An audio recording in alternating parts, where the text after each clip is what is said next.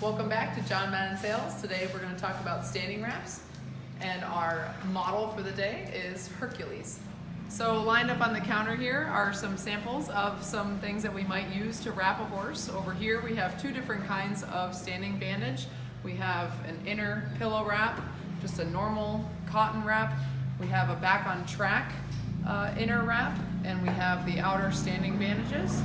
And over here are some products that we might use either to put on the leg before wrapping or as something to help stimulate some circulation. Here we have some T-gel or Traumiel, which is an arnica gel. We have witch hazel spray, baby powder, which is just gonna go on the inside of maybe the back of the ankle to help prevent rubs that might happen with the wraps. And then we have some back on track products here, a liniment gel and a liniment spray that just help kind of stimulate some circulation under the wraps. There are many different reasons why you might choose to use standing wraps on a horse. One might be just simple support after an intense jumping session. You can use standing wraps to help prevent fluid buildup in the leg. You can use them to help get fluid out of the lower leg. Just a general, increase circulation and help make the horse feel good. You could use them to help treat a wound. You can use them to help support the leg after an injury. So there are many different reasons why we might use them. I'm gonna go through the two different types of standing wraps that we use generally and the reasons why next. Okay, so here I have the standard cotton pillow wrap and the outer standing bandage, and I'm gonna use a little bit of this back on track limber up liniment to help increase a little circulation. So I'm gonna squirt a little bit of this on my hand, and I'm gonna really rub it in to the tendons in the back of the leg. It really does work a lot better if you rub it in and get it through the hair and to the skin. Front of the leg, all around the ankle. And this also helps kind of stimulate some circulation as well. If there's any fluid in the leg, rubbing can help to move some of that around. And ideally, if there is any swelling in the leg, we want that swelling to come back up and get reabsorbed into the body. So instead of settling down here in the joint. So I've got some of that on, so it makes your hands feel pretty good too. I like that. And then I'm gonna use a little bit of baby powder, and I'm gonna put this on the back of the ankle.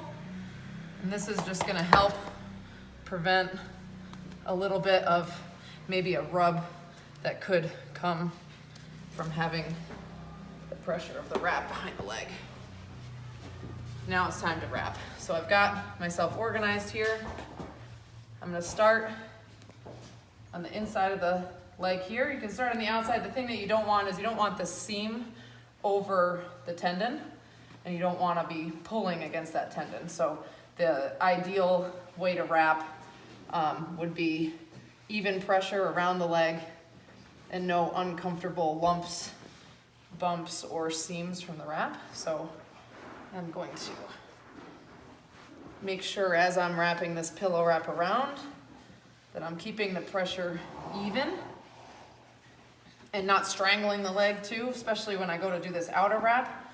I'm gonna take this outer wrap and fold it inside here.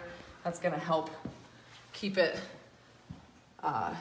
on better and not sliding around when I go to wrap around the leg. I'm also going inside around the front of the cannon bone to the outside. So any pressure from pulling on the wrap to get this snug is gonna go against the cannon bone, not pulling back against the tendon in the back. So I'm starting about halfway down because I know this wrap is long. You wanna make sure your wrap is long enough that you're gonna be able to get this done and not end with a whole bunch of pillow wrap left over. So I'm mindful, as I'm going down the leg, I'm mindful about tension and how far down my increments are where I'm wrapping here. So I'm getting down around the ankle and I'm making sure I'm behind that fetlock and I'm supporting it. A little pressure on the front of the cannon bone and then wrapping around the tendon. making sure as I'm going up that everything is smooth and I don't have any wrinkles or bunches. And as I get to the top here, I'm starting to run out of wrap, and that's good because I'm getting to the end here.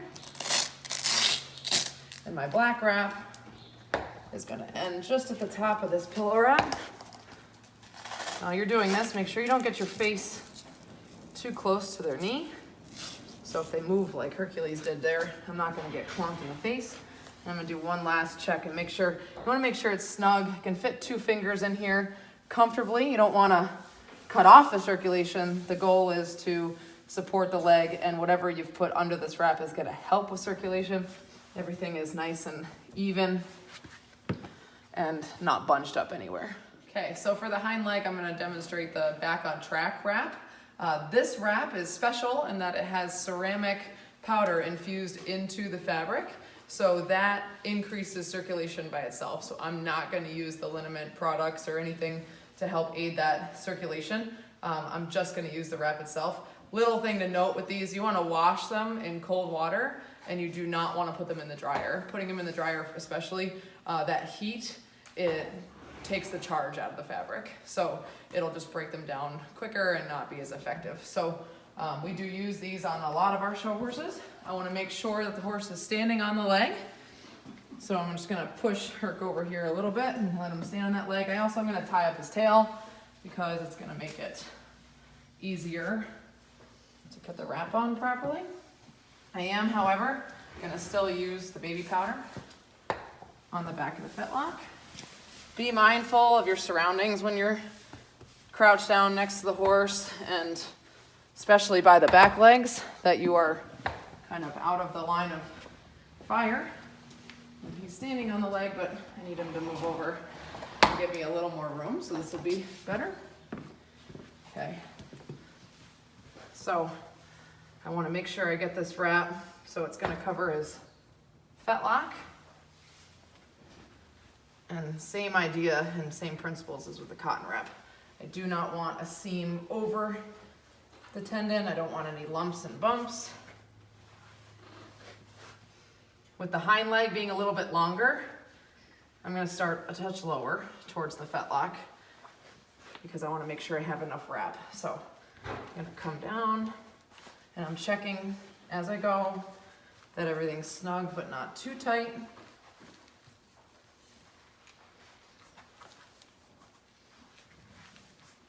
And as I come back up, same, just making sure I don't have any lumps. I'm pulling a little pressure against the cannon bone, but not against the tendon. I don't want to really pull on this outer wrap against the tendon. You can cord the tendon and cause bandage bows that way. And I get to the top, and I've got just a little bit of wrap left there.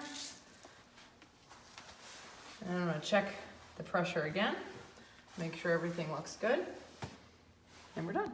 One thing to note with the back wraps, if you have a horse that's a little bit sensitive back here or might maybe kick their wraps a little bit, you might want to think about setting these a little bit higher. They can be a little less invasive for the horse, and maybe if they do kick a little bit, they're not going to slide down and get stuck around the foot. So you might want to set the wrap up just a touch higher. Also, one more thing to note, if you have a friend helping you and you guys are both going to tag team and wrap the horse's legs, you want to make sure that you wrap either the front or the back. Don't wrap the left front and the left hind and have your partner wrap the right front and the right hind. Just trying to keep a little bit of even pressure on the legs is good. Like I might wrap a little bit different than my friend, so I want to make sure that both sets of legs have whatever even pressure the person is going to give. Okay, so just so there's no confusion, I just wanted to go over really quick the fact that I used a cotton wrap on the front leg and a back on track wrap on the back leg does not mean that those are the only legs that these wraps can go on. You can use back on track wraps on all four. You can use cotton wraps on all four. It really is situation dependent. Whatever you're dealing with should determine what kind of wrap you use. Also, it's very worth mentioning that your horse's legs should be clean and very dry before wrapping, also before putting them back in the stall. This can avoid a lot of skin issues in the future. Okay, and just to review, the tension and the direction of the wraps. I've made a little diagram here. So zooming in here, the horse's head is here and the horse's tail is here. So we're kind of looking at the horse from a bird's eye perspective. The outer wrap should go from the inside to the outside around the front. So coming in this direction here, and the tension should be against the cannon bone towards the back of the leg. Now, to make it a little bit more specific, this is kind of demonstrating the direction of the outer wrap, and when you're coming around the leg, you should be trying to keep even pressure here and also coming up on a 45-degree angle. Even pressure, not too tight. Make sure that there are no lumps, anything that could be uncomfortable, or anything lumpy on the tendon that could potentially cause a bandage bow. And that wraps it up for this episode of the Madden Method, no pun intended. If you like what you see and you want to see more, please subscribe to our YouTube channel and follow us on Facebook and Instagram.